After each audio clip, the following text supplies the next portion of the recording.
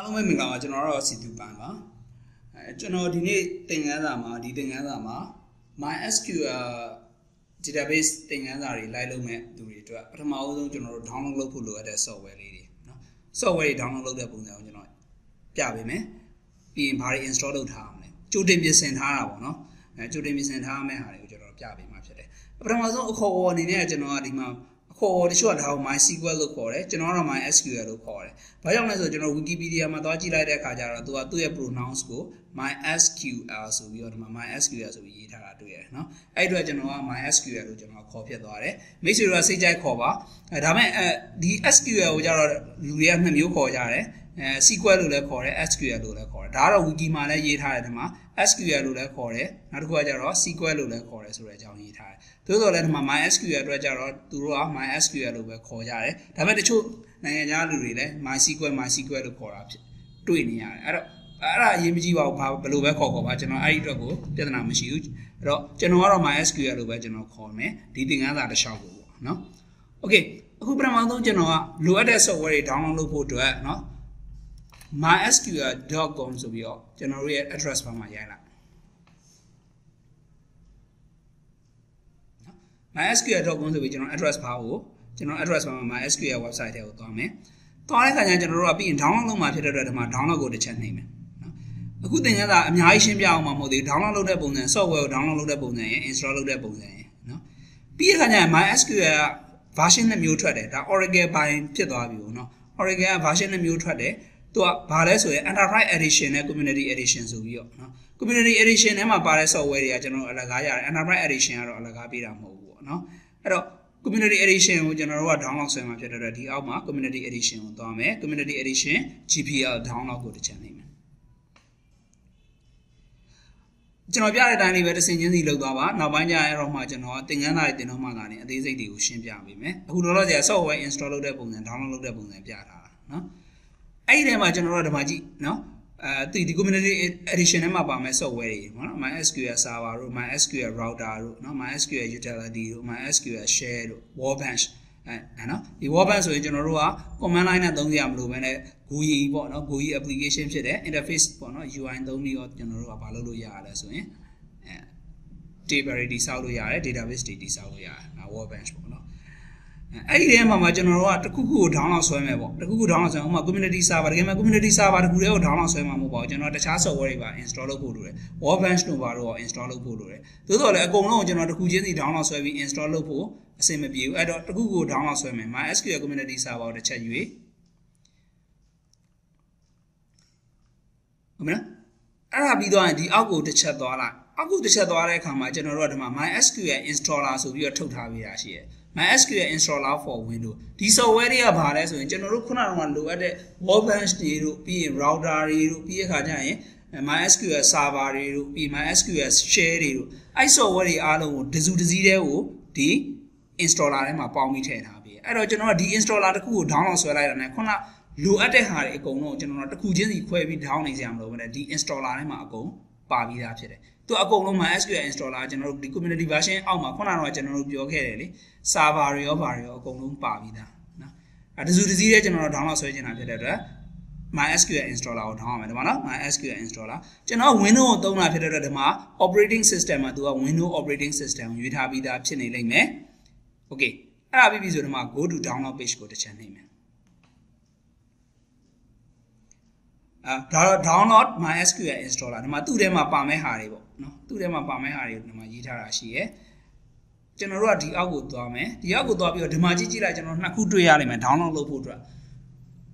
I come at the Kua Balesu, megabyte 18 megabyte here. No,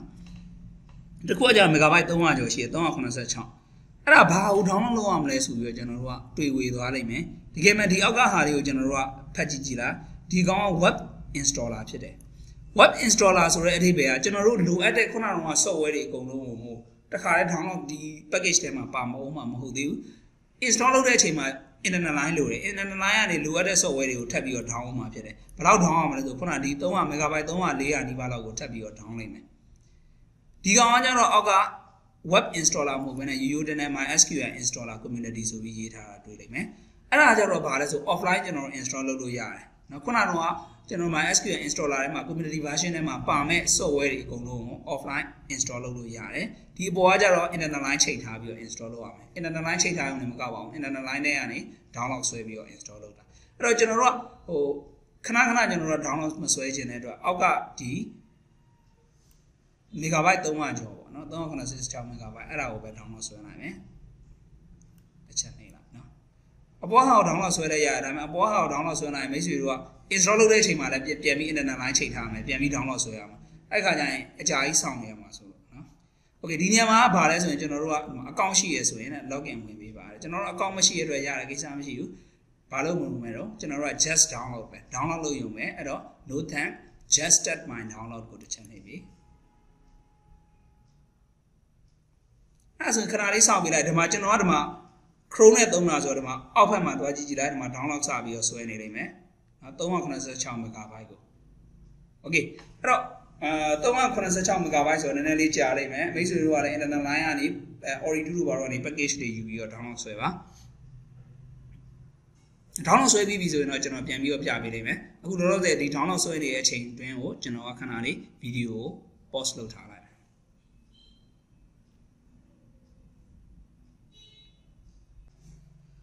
Okay download လုပ်ပြီးတော့ဆိုကျွန်တော်တို့က folder ကိုဖွင့်မယ်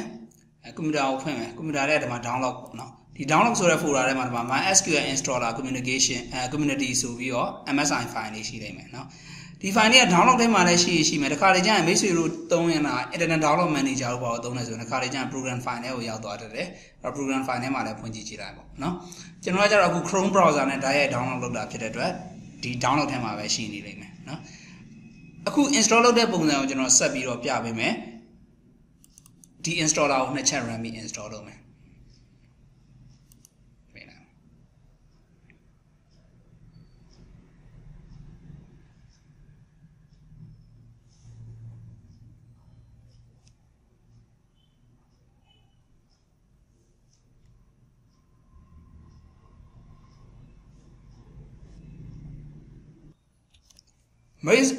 မိတ်ဆွေတို့ဒီမှာ administrator မှုအတွက်ကိုပေါ့နော်yes or no ဆိုပြီးတော့နော် install လုပ်မှသေးရလားဆိုပြီးတော့ကျွန်တော်တို့ကမေးတဲ့အခါကျရင် yes ပဲရွေးပေးလိုက်နော် message ပေါက်ကြလာလိမ့်မယ်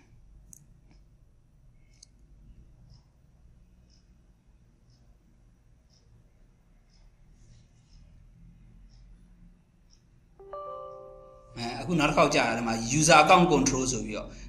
မိတ်ဆွေတို့ကွန်ပျူတာမှာတော့မြင်ရမှာမဟုတ်ဘူးကျွန်တော်တို့ဒီမှာ yes ပဲရွေးပေးလိုက်တယ်နော် user account control ဆိုပြီးတော့ကြာလာတယ်ဆိုရင် yes ပဲရွေးပေးလိုက်နော် okay ဒီလိုမျိုးပေါ်လာလိမ့်မယ်ခဏလေးစောင့်ဒီမှာ license agreement နော် license agreement ကိုကျွန်တော်တို့က I accept the license terms ကိုတစ်ချက်နှိပ်ပြီး next ကိုသွားမယ်ပြီးနောက်တစ်ခုကျကျွန်တော်တို့ဘယ် package ကိုသုံးပြီးတော့ install လုပ်မှာတော့ပေါ့နော် default developer default လား server only လားဒီမှာကြည့် developer default ကိုရွေးထားရဲဆိုရင်ကျွန်တော်တို့ install လုပ်သွားမယ် software တွေက MySQL server ကို install လုပ်သွားမယ် SQL shell ကို install လုပ်သွားမယ် MySQL router MySQL workbench MySQL for Azure MySQL for Visual Studio connector XML tutorial တွေ install လုပ်သွားလိမ့်မယ်เนาะ okay ဒါတကယ်လို့ server only ကိုရွေးလိုက်တယ်ဆိုရင် server တစ်ခုတည်းကိုပဲ install လုပ်မှာဖြစ်လိမ့်မယ် client only ကိုရွေးရင် client နဲ့ပတ်သက်တဲ့ဟာတွေ share တွေ router တွေ workbench တွေအဲ့ဒါ install လုပ်သွားမှာဖြစ်တယ်เนาะ custom လို့ပြောလိုက်ရင်တော့ကိုယ်စိတ်ကြိုက်ရွေးပြီးတော့ select လုပ်ပြီး install လုပ်လို့ရတယ်ကိုယ်စိတ်ကြိုက် product ကို select လုပ်ပေးလို့ရတယ်ကျွန်တော်တော့ developer default ကိုပဲရွေးပေးတယ်မိတ်ဆွေတို့လည်း developer default ကိုပဲရွေးပေးပါဘာဖြစ်လို့လဲဆိုတော့ကျွန်တော်တို့ developer default ထဲမှာကျွန်တော်တို့သင်ခန်းစာအတွက်လိုအပ်တဲ့ software တွေအကုန်လုံးပါပြီးသားဖြစ်တဲ့အတွက်เนาะပြီးရင် next ကိုဆက်သွားမယ် next ကိုဆက်သွားတဲ့အခါကျတော့ဒီတချို့ product တွေအတွက် requirement တွေကကျွန်တော်တို့ကွန်ပျူတာထဲမှာမစုံဘူးဖြစ်နေလိမ့်မယ်เนาะအခုဒီမှာပေါ့เนาะ MySQL for Excel ကို install လုပ်ချင်တယ်ဆိုရင်ဒီ product ကို install လုပ်ချင်တယ်ဆိုရင်ဒီဘက်က software ရှိရမယ်ဒါဒီဘက်က software ကဒီမှာ requirement အောက်မှာရှိတဲ့ software မရှိဘူးเนาะ Visual Studio အတွက်ဆိုရင်ဒီ Visual Studio ရှိရမယ်ပေါ့เนาะ Python အတွက်ဆိုရင် Python install လုပ်ထားပြီးသားရှိရမယ်ကျွန်တော်တို့ကအဲ့ဒါတွေမရှိဘူးမရှိရတဲ့အတွက်သူက error ပြနေเนาะကိစ္စမရှိဘူးကျွန်တော်တို့ကဒီအခုလိုအပ်တဲ့ requirement တွေကိုကျွန်တော်တို့က select မှတ်ပြီးတော့ဒီလိုမျိုး execute လုပ်လို့လည်းရတယ်เนาะ select map ACQ လို့လို့ရတယ်ဒါမှ select map ACQ ဆိုပြီး internal line ချိန်ရင်တော့သူကလည်းသူရှာပြီးတော့ download ဆွဲသွားလိမ့်မယ်အခုလောလောဆယ်ဒီ requirement တွေကကျွန်တော် Excel လည်းကျွန်တော်မသုံး Visual Studio လည်း install မလုပ်ဘူးရတယ် Python ဆိုလည်းကျွန်တော်မသုံးသေးတဲ့အတွက်ကျွန်တော်ဒီတိုင်းပဲထားလိုက်တယ်ပြီးရင် next ကိုပဲဆက်သွားလိုက်တော့မယ်เนาะအဲ့ဒါကြီးခြံခဲ့မယ်ပေါ့ဗျာ okay yes အမှ ready ဖြစ်သွားပြီကျွန်တော် install လုပ်ဖို့အတွက်เนาะခုန Excel တို့ဘာလို့တော့မပါဘူးပေါ့เนาะokay ready ဖြစ်သွားပြီဆိုရင်ကျွန်တော်ဒီမှာ ACQ ကိုတစ်ချက်နှိပ်လိုက်မ install စလုပ်နေလိမ့်မယ်เนาะတကယ်လို့သာမိတ်ဆွေတို့ကခုနက18 MB installer ကို download ဆွဲမယ်ဆိုရင်အခု install လုပ်နေတဲ့အချိန်မှာ internal line လိုလိမ့်မယ် internet ကနေပြန်ပြီးတော့ဒီ server တို့ workbench တို့ software တွေကိုပြန် download ဆွဲလိမ့်မယ်အခုကကြာကျွန်တော်ကမလိုတဲ့အကြောင်းရင်းကဘာဖြစ်လို့လဲဆိုရင်ကျွန်တော် offline installer megabyte 300ကျော်တဲ့ installer file ကို download ဆွဲထားတာဖြစ်တဲ့အတွက်အဲ့ဒါဆိုရင်တော့ internal line မလိုဘူးပေါ့နော်ချွင်းချက်အနေနဲ့ခုနလိုမျိုးပေါ့ကိုစီမှာ requirement တွေရှိသေးတယ်ဆိုတော့အဲ့ requirement တွေကိုတော့အရင် download ဆွဲရမှာပေါ့အဲ့ဒီအတွက်တော့ internal line လိုနေမယ်ခုနအရှိစာမျက်နှာတစ်မျက်နှာအားလေနော်ကိစ္စမရှိဘူးအဓိကဒီ server တို့ workbench တို့ကျွန်တော်တို့ share တို့ router တို့ကျွန်တော်ဒီမှာပြတဲ့ဟာတွေပေါ့နော်အဲ့ဒါတွေ install အဆင်ပြေပြေ install လုပ်လို့ရတယ်ဆိုရင်ကျွန်တော်တို့သင်ခန်းစာကိုသင်ပေးလို့ရပြီပေါ့နော်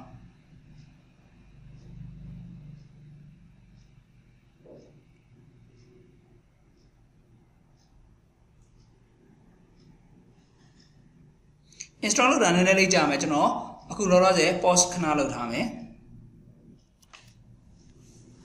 okay ပြီးကန်နေပြီ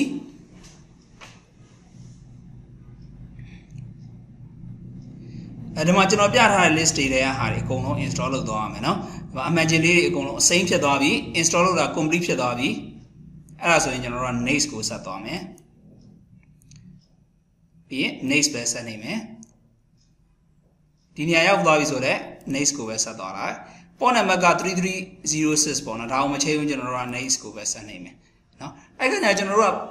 တို့ရဲ့เนาะroot account password ကိုကျွန်တော်တို့ထားပေးရမယ် root account ဆိုတော့ကျွန်တော်တို့ဒီ MySQL server မှာကျွန်တော်တို့ရဲ့ admin ပေါ့เนาะဒီ server ကြီးတစ်ခုရဲ့ admin ပေါ့เนาะအဲ့တော့အဲ့ admin ကို password အခုကျွန်တော်တို့စိတ်ကြိုက်ထည့်လို့ရတယ်ဒါပေမဲ့အနည်းဆုံး password ကဘယ်လောက်ထားမလဲဆိုရင်၄လုံးရှိရမယ်တဲ့เนาะအဲ့တော့ကျွန်တော်ကကြတော့အခုလောလောဆယ်ဘယ်လိုထားလိုက်မလဲဆိုတော့ကျွန်တော် password တစ်ခုထည့်လိုက်မယ်ပေါ့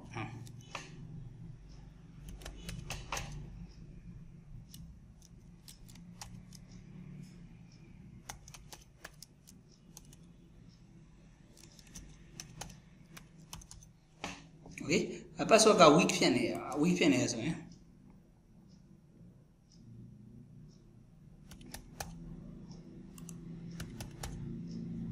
ဖြစ်နေတယ်ရရထားလိုက်တော့အဲ့ဒါပြီးဆိုရင်တကယ်လို့သာမိတ်ဆွေတို့ကဒီ root user အပြင်တခြား user တွေထပ်ပြီးတော့ create လုပ်ချင်နေရဆိုဒီမှာ add user ကိုတစ်ချက်နှိပ်ပြီးတော့ကျွန်တော်တို့ဒီနေရာမှာ create လုပ်ပေးလို့ရတယ်သို့တော်လည်းကျွန်တော်အခုလောလောဆယ် user တစ်ယောက်တည်းသုံးမှဖြစ်တဲ့အတွက်ကျွန်တော်ကဒီမှာထပ်ပြီးတော့ user တစ်ခုထပ်မှတ်တော့ပေါ့နော် password က weak ဖြစ်နေတယ်နားလေ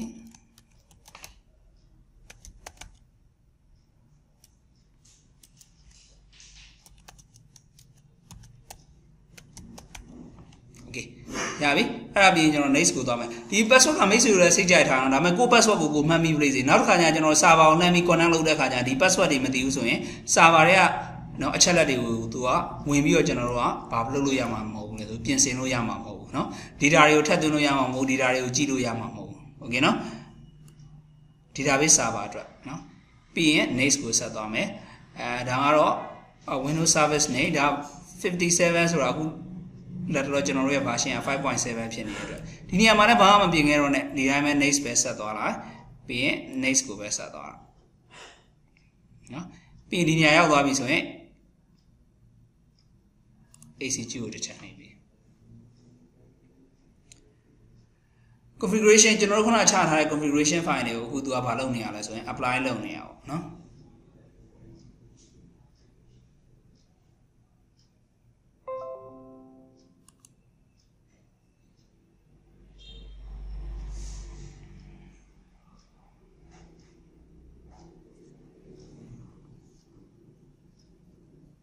firewall နဲ့ပတ်သက်တဲ့ setting တွေရှိနေမယ် database စသဖြင့်ကျွန်တော်တို့ရဲ့ database ပေါ့နော် default အနေနဲ့ပါတဲ့ database တွေရှိမယ် server ကို start လုပ်မယ် security ကို apply လုပ်မယ် okay ခုနကျွန်တော်တို့ပေးလိုက်တဲ့ password တွေနဲ့ user account တွေ create လုပ်မယ် okay အကုန်လုံးပြီးသွားပြီဒီမှာအမှန်ကြီးအကုန်လုံးချစ်ပြီးသွားပြီဒါဆိုအကုန်လုံးပြီးသွားပြီဆိုရင်ကျွန်တော်တို့ဘာလုပ်လိုက်ရမလဲနော် finish ကိုတစ်ချက်နှိပ်နော်ဒီမှာ finish ကိုတစ်ချက်နှိပ် okay ပြီးရင်ဒီမှာ next ကိုဆက်သွားမယ်ပြီးရင် finish ကိုတစ်ချက်နှိပ်လိုက်အောင်ပြီးရင် next ကိုဆက်သွားဒီနေရာမှာကျွန်တော်တို့ next ကိုဆက်သွားလို့မရဘူးဘာဖြစ်လို့လဲဆိုတော့ကျွန်တော်တို့ခုနကကျွန်တော်တို့ထည့်ခဲ့တဲ့ user ကျွန်တော်တို့ default user root ဖြစ်လိုက်မယ်နော်ဘာဖြစ်လို့လဲဆိုတော့ကျွန်တော်တို့ user က update တစ်ခုမတည်ဆောက်ထားဘူးအဲ့တော့ root user ပဲ password ကတော့ကျွန်တော်ခုနပေးခဲ့တဲ့ password ဖြစ်လိမ့်မယ်အဲ့ဒါကိုထပ်ရိုက်ပြီးတော့သူက check in လုပ်ခိုင်းတာမှန်လားမမှန်လားပေါ့ဒီ server ကိုလှမ်းပြီး connect လုပ်တဲ့အခါကျရင် check ဆိုပြီးတစ်ချက်ထည့်လိုက်မှန်လိမ့်မယ်ဘာဖြစ်လို့လဲဆိုတော့သူက cache file နဲ့တင်ထားတာဆိုတော့ကျွန်တော်ဘာမှတော့ရိုက်ပေးစရာမလိုနော်ပြီးရင် next ကိုဆက်သွားမယ်ပြီးရင် ACG ကိုတစ်ချက်နှိပ်မယ်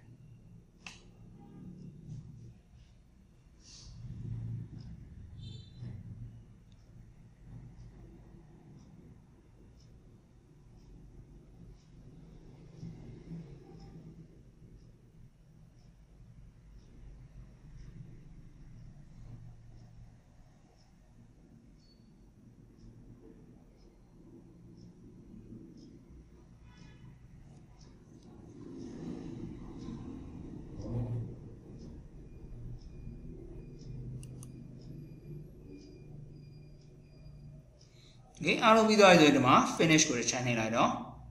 ပြီးရင်ဒီနေရာမှာလည်း next ကိုပဲတစ်ချက်နှိပ်မယ်အဲ့ခါကျဒီမှာကြည့်လိုက်ဒါအားလုံး installation က complete ဖြစ်သွားပြီ complete ဖြစ်သွားတဲ့အခါမှာဒီမှာ MySQL Workbench ဆိုတဲ့ software ကိုဖွင့်မယ်ပြီးရင် MySQL share ကိုဖွင့်မယ်လို့ပြောကျွန်တော်အဲ့နှစ်ခုစလုံးမဖွင့်ချင်တဲ့အတွက်ဒီမှာအမှန်ကြီးဖြုတ်ထားတာမိတ်ဆွေတို့ကတကယ်လို့ဒီကောင်အမှန်ကြီးတက်ပြီးတော့ finish လုပ်လိုက်တဲ့အခါကျရင်ဒီ Workbench ကြီးရဲ့ MySQL share ဆိုတဲ့ software ရဲ့အဲ့နှစ်ခုကပွင့်လာမှာဖြစ်တယ်ဟုတ်ပြီနော်အဲ့တော့ကျွန်တော်ကကြတော့မဖွင့်ချင်တဲ့အတွက်ဒီမှာ stack ဆိုတဲ့ဟာကိုအမှန်ကြီးဖြုတ်ပြီးတော့ finish ကိုတစ်ချက်နှိပ်လိုက်တယ်ဒါဆိုဘာမှထပ်ပြီးတော့မပွင့်လာတော့ဘူးအမှန်ကြီးတက်ထားရဲဆိုတော့ခုန software နှစ်ခုပွင့်လာမယ်အဲ့ဒီခါကျရင်လည်းဘာမှတော့မပူနဲ့ down နားလေးကကျွန်တော်တို့ချက်ချိကလေးနှိပ်ပြီးတော့ close လုပ်လိုက်လို့ရတယ်နော် okay ဒီသင်ခန်းစာကတော့နော်ကျွန်တော်တို့ MySQL database သင်မဲ့ course တစ်လျှောက်မှာသုံးမဲ့ software တွေကို download လုပ်တဲ့ပုံစံ install လုပ်တဲ့ပုံစံပဲနော်ဘာမှ trade တော့မပါသေးဘူး okay နော်ဒီအဆင့်တိုင်းတစ်ဆင့်ချင်းစီလိုက်လို့ကြည့်ပါနော်အဆင့်မပြေရရှိရင်ကျွန်တော်ကိုပြောပေါ့နော်ကျွန်တော်ကူပေးမယ်အားလုံးနဲ့ဒီသင်ခန်းစာကိုဒီမှာနားပါမယ်